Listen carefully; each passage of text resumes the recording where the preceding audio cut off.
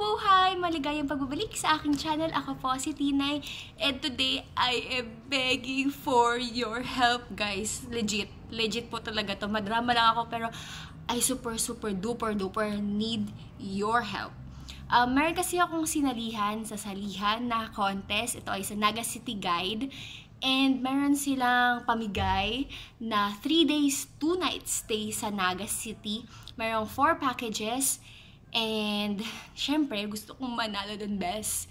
Included dun sa package na ipamimigay nila ay, of course, hotel stay, Naga tour, food trip, best. Meron pang paspa si Mayora.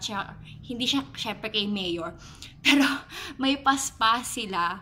So, yun, gusto kong manalo nun. Why? Kasi, syempre, Naga is, you know, very progressive silang lugar. And kahit na city na sila, andun pa rin ang kanilang kultura. Hindi siya bargas na syudad.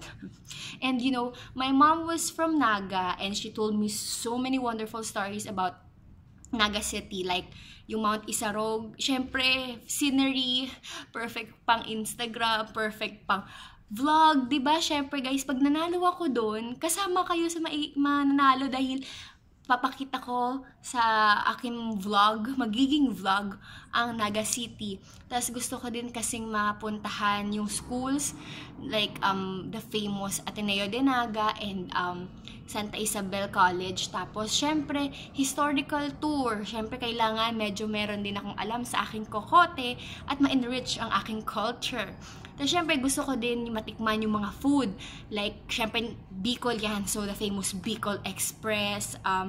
Ano tong isa? Yung maanghang din na isa na hindi ko maalala ko ang tawag. Tapos, syempre, desserts. Oh my gosh, desserts. Yan, syempre, gusto ko siya matikman lahat. And dahil nga may pa-food trip sila, bet ko yun. Tapos, meron din paspa. So, syempre, relax ka lang. And that's 3 days and 2 nights. I could do a lot of things in my 3 days and 2 nights. So, I am begging you guys, please help me by liking this, sharing this. Basta yun, tulungan nyo po akong manalo, mga bes. So, ayun. I hope to see you in my next video, which will be about, I'm not sure what. Kasi, ang dami ko pang pending na videos na hindi ko pa na-upload. So, basta promise, the next video, totoong video na siya. I mean, it's not, you know, begging for help. But, I'm begging right now. So, I hope to see you in my next video. Bye! Please help me!